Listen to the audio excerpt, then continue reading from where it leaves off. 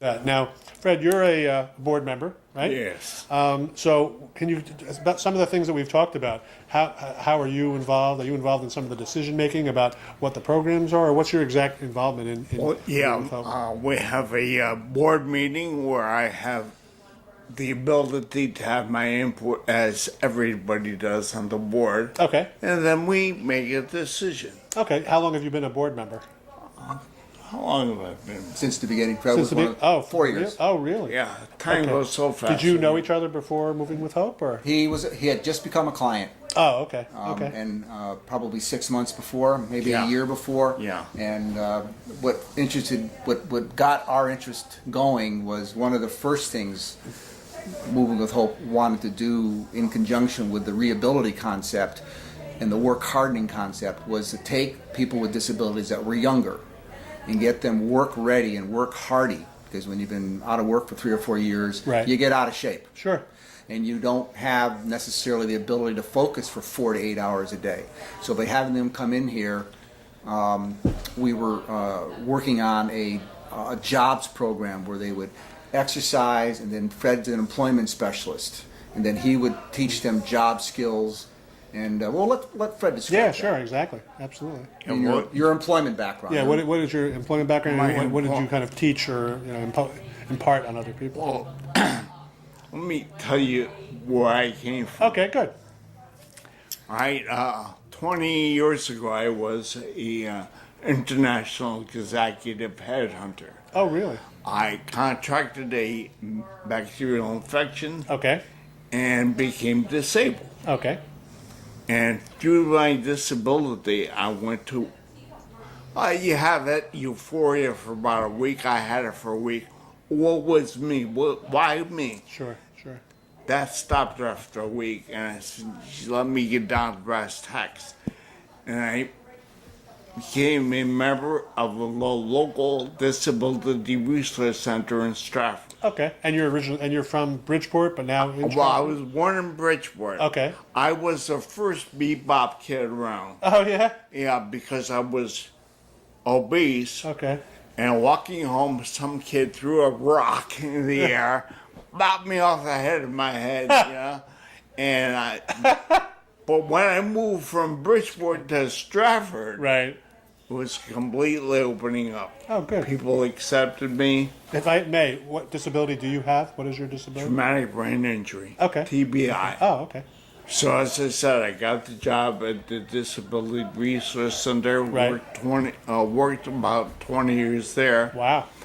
and I was the assistant to the director for community relations. Okay. Okay. The feds in their infinitesimal wisdom Yep. hired me away, sold me away, and I became the regional disability program navigator for Fairfield County Wow. and the Valley. Wow. Well, that's right. Great job. Yeah. I did a lot of work with people with disabilities. However, the feds ran out of money. Okay. So the state picked up my contract Okay. because I was a contractor, and I was employed by the state. Then they ran out of money. And Connecticut worked because I worked in their building, hired me. You're a very resilient man, let me tell you. There's nothing gets you down. Until That's they good. ran out of money. Okay. So they had to lay me off, really. I was laid off for 7 months. The phone rings. Department of Social Services, DSS, was on the phone. Right. And they said, we hear you're out of work. Do you want to go back to work? And I said, well, it's only so many Law and Orders I can watch. Yeah, I'll go back to work. Right. They made me the regional housing coordinator from Norwalk to Old Saybrook. Oh, wow. Really great, because that's where you take people out of nursing homes and put them into the society of their choice, Okay. along with services. Great job. I think I did too good a job because they wanted to make my job full time. Oh, okay. I couldn't do full time work because at the same time I got the job, I developed a balance problem. Okay. So I couldn't do the job. I knew I couldn't do the Right. job. Right. So they really had to lay me off. In that interim, I came to Tash. And just, I either saw that in the papers, my wife probably said, go. So I went, I listened, you listen to the woman, Of course. whatever she said. Absolutely. So then he told me, put me on a schedule of exercise, and I went eventually from a 40 waist down to a 36. Wow. So I know that obesity followed me, but when you come down to it, obesity can lead to many, many problems, Oh, yeah. along with diabetes and things like that. And I'm not getting younger, I'm getting older. This is not gray hair, though. I put silver wash in it, yeah. No, it really is gray hair. I believe you, actually. But I'm grateful that I really came here because this too changed my life. Oh, yeah. Now, do you have children yourself? Yeah, I have a son who's given me two beautiful granddaughters that are real. I don't know where they get their brains from, not from me, but they're really smart. Wants to be a gymnast. Oh, yeah. How old is she? She's 14. Okay. And the other one, 15, wants to go into basketball.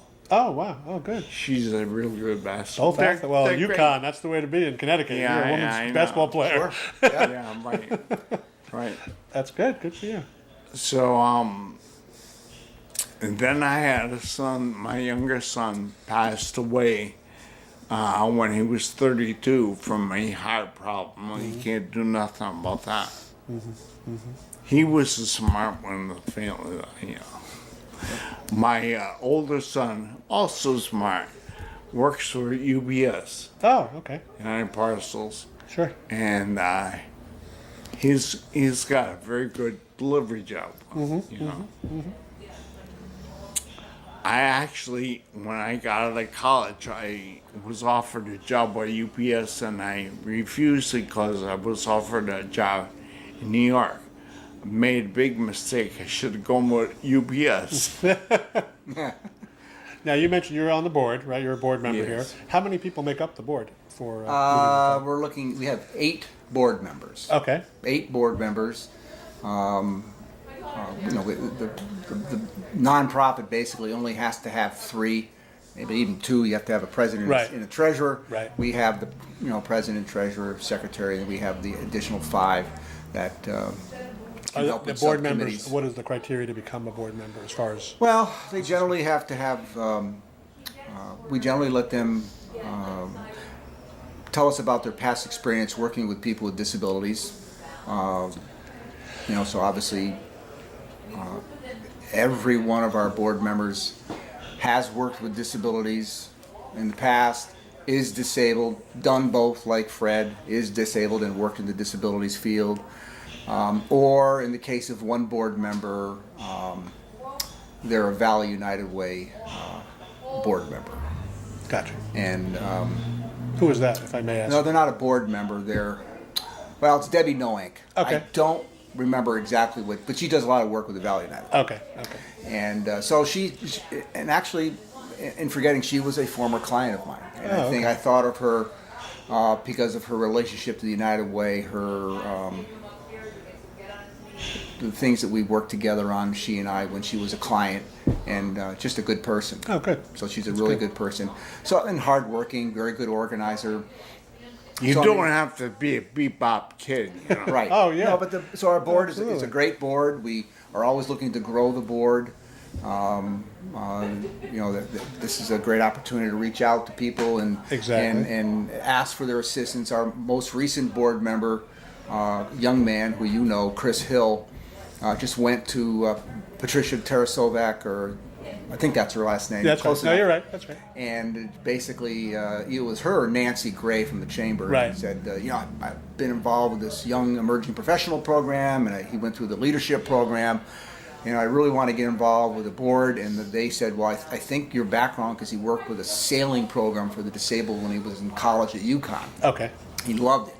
So when he explained that to Pat or Nancy or both, they suggested that they contact me. And Chris is a terrific board member. Oh, I'm glad you mentioned that, because that's actually how we met. Because And I that's went how to the we Greater met. Valley Chamber Expo that they had recently over at 10 Progress Drive, Yep.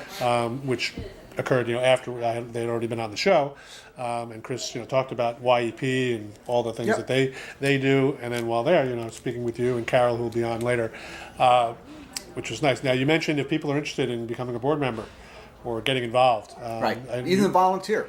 We had a gentleman we did the bike safety program with Echo Hose on Saturday. And a guy came up to us and shook my hand and said, I'd love to volunteer, not on the board, but I like what you're doing. Oh, wow. And I'd like to spend a couple hours a day as a companion. He's semi-retired. Mm-hmm. As a companion in the afternoon, because he gets out of work at 12:30, part-time job. Mm-hmm. I said, terrific. Just give us a call on Tuesday, because we're kind of crazy on Monday, Wednesdays, and Fridays. So it doesn't necessarily have to be a board member. It could be just someone that wants to help out. And if they do, what's the phone number to call? How do they Just contact you? 203-513-8424. Yeah, or you can go on our website, www.movingwithhope.org, and contact us through the contact button. And that would be terrific. That's great. That's great. If he's a member of the board, your role are you chairman of the board, or who's actually? No, I'm just the board president.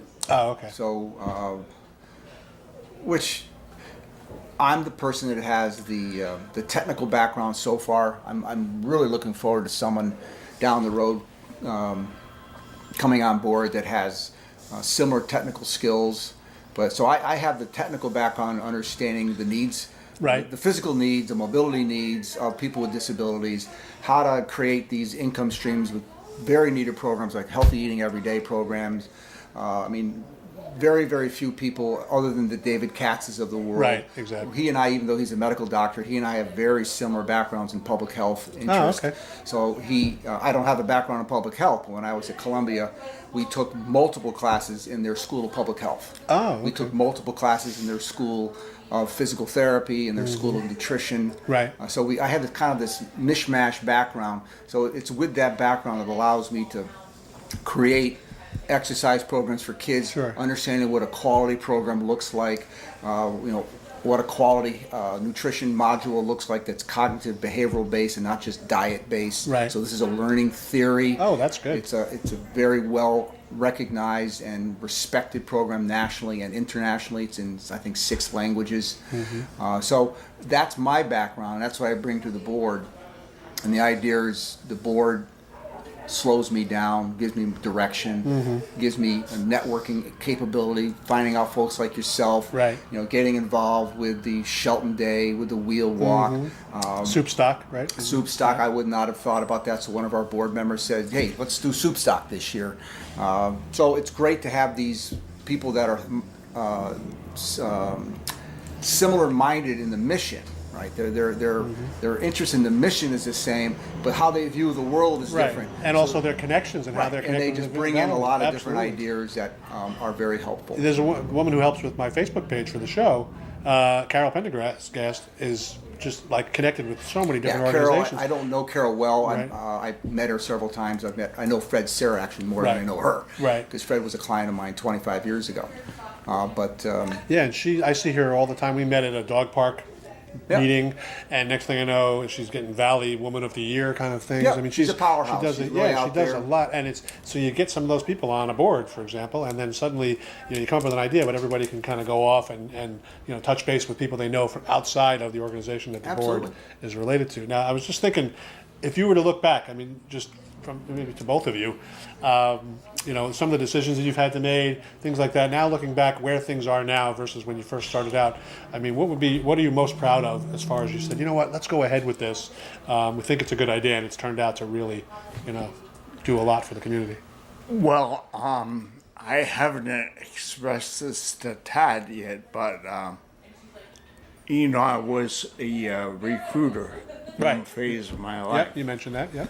And we're talking about nutrition, we're talking about people with cognitive problems, talking about everybody forgets about, well, we don't, but a lot of people do forget about people with disabilities getting a job. I've come up with a program, I don't know how we can incorporate it, but everybody, even Dr. Joyce Brothers, makes a big, thick book how to interview. Wrong. I boiled it down to one page display of how to really go and get the job. That's a really good. I could see from your point of view. You've been a recruiter. Yeah. You have a disability. You now work with other people. Yep, I mean, that's absolutely. just from forget what's on paper on your resume. Yeah, It would make exactly. it would make you at least a very good possibility of being very qualified Exactly. to teach people about how to, because you can relate on so many different levels, Yeah. not just your personal situation. You take the only time you should have a resume that goes more than two pages is if you have doctor in your name. Agreed. Otherwise, keep it to Yep. one page. Yep, agreed. Keep it simple. Agreed. Kiss. That's right. That's right. So, and what about yourself? I mean, if you being founder of this, as you think about what you were thinking or where you thought this would be, maybe in your mind 4 years doesn't seem like very much, or maybe it seems like a lot. But just how do you view like where the organization stands now versus the aspirations you had for it back in the beginning? Well, I think it's the awareness that we've created through the annual Shelton Wheeling and Able Riverwalk. 4 years ago, the Spinal Cord Injury Association Connecticut chapter, through Todd Johnston and I, another employment specialist that we met just prior to the nonprofit being founded, or started, I should say, founded, we decided that it's very, very important to make people of all ages and ability, because of the issues of epidemic obesity and diabetes, in particular people with mobility issues have 3 or 4 times greater rates of those problems at any given age as an adult. Let's try to create an event, and we chose Shelton Day to have the event because it's lots of people Sure. already, and really bring people with all abilities together and celebrate a day of activity. So we went about this 4 years ago, and we had a proclamation made up where we had all the 7 town fathers, the mayors, the selectmen, the select women, sign this proclamation, and then Mayor Loretti, the first year, read the proclamation and made the first Sunday of every October the official day of fitness for Shelton, Connecticut. Oh, okay. All right.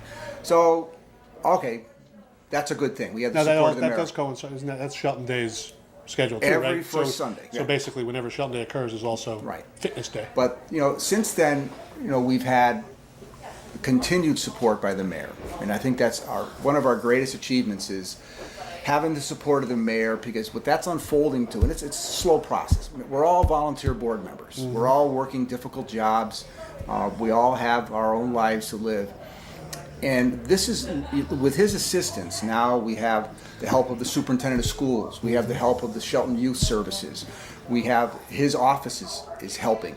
To what degree, we don't know yet this summer. But between verbal and financial assistance in all these agencies, we're beginning to get a driving direction toward making aware of the need for people of all abilities. People with special needs, people with difficult backgrounds, people with obesity, and kind of throw to the side the idea of, I've been involved with team sports all my life, but I'm a much bigger proponent of physical activity and routine exercise than a sport. Right, I understand. Sport is, and particularly in these days where it's pay to play in a lot of cases. Right. As a parent, and I ran into a couple of them on the Echo Hose, they have Right. very talented kids in the 2 families that I talked to. Right. They simply can't afford to pay for the travel concept, the travel component of making all-stars, whether it's all-stars in soccer or baseball or lacrosse or whatever the sport they're playing. So their kids aren't doing a sport. because it's too expensive. So they were absolutely intrigued with our ages 9 to 12 all-sport program that we have upstairs, which is going to be a vigorous exercise program for kids 9 to 12, more geared toward conditioning, whereas the 2.5-year-olds to 4, that's a different segment. Right. The 5 But to the difference is, you're on a team sport, especially a team sport that isn't, everybody plays, Right. Based on talent.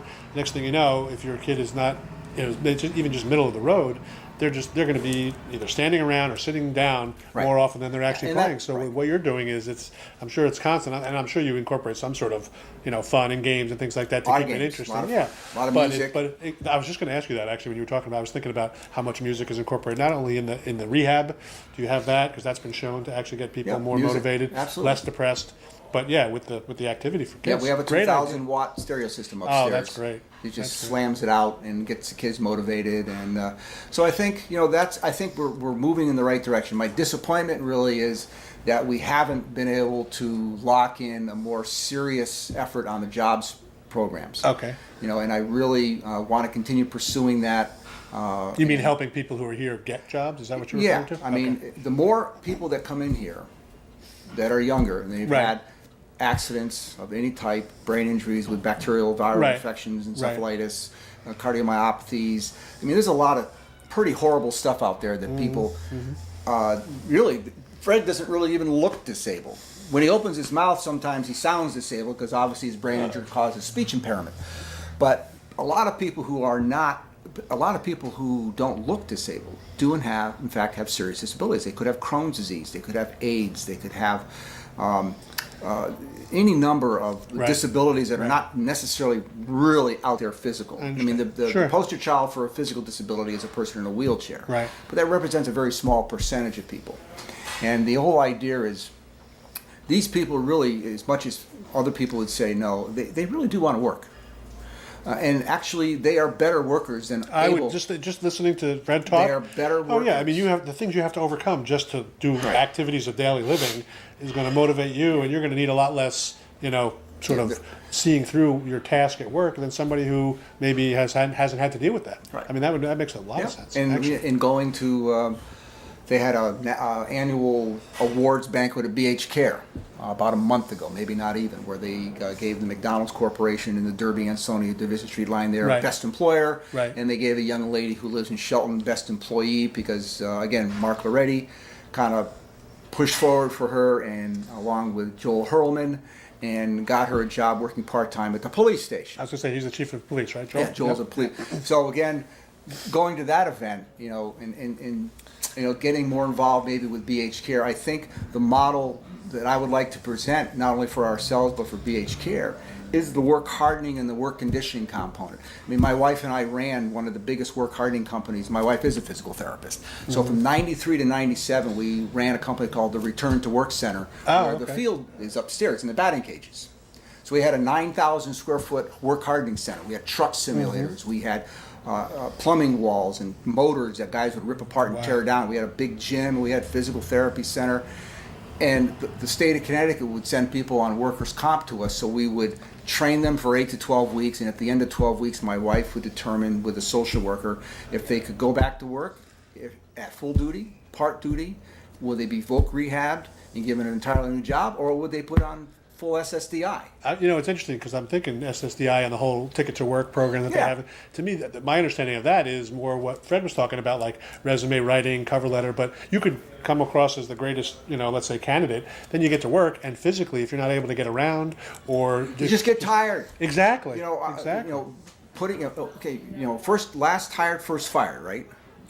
Is that Right, the right, saying? right. If you, under that concept, I mean, if you have a physical disability and you really haven't got the fitness to do the job, you got the brain power, Yeah, you got exactly. the experience, Exactly. and you miss a couple days of work because you're just exhausted, you're Right. fired. Exactly. And there's no reason for that.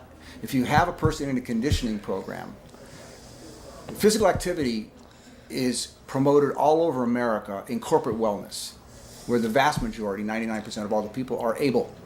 That's right. Why can't a person with a disability have the same benefit?